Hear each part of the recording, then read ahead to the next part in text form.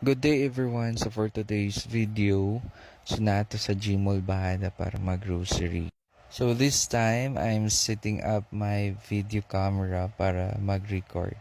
And of course, nang start nato ang grocery. Dili man dahil lalim mag-voice over guys, lain paminawon imuhang tingog.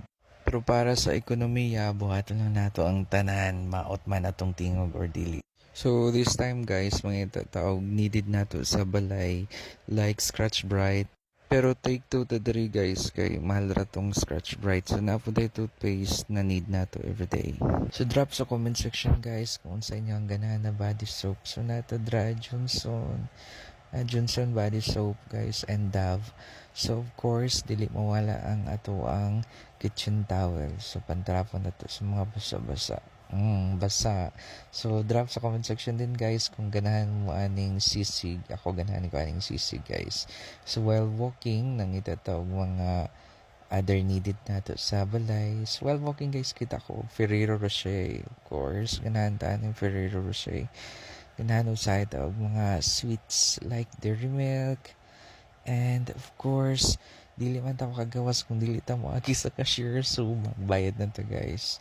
So this time, nalibog ko unsay akong unahon kung kanibang mga bugat or gaan.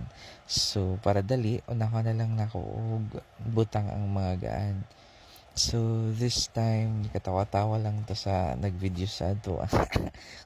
Buing dagana sa akong gipamalit mura no kung nagtukod og sari-sari store. So ayan na guys, naglahi na ko sa mga gaan kay para una sila mabalot ipakarton lang nato ang katong mga bugat like bottles, cans. So muna ang sag total guys. My god.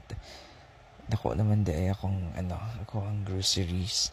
So this time man na nagbayad na ta. Tawa-tawa lang si ate. Nga na tatanan cashier no.